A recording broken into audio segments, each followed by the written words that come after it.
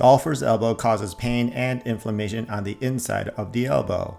It is also known as medial epicondylitis because the area is known as the medial epicondyle of the humerus.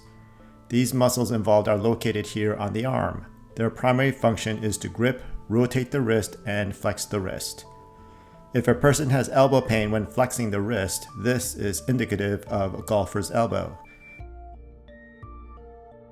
Tenderness to palpation in this area of the elbow is also characterized by golfer's elbow.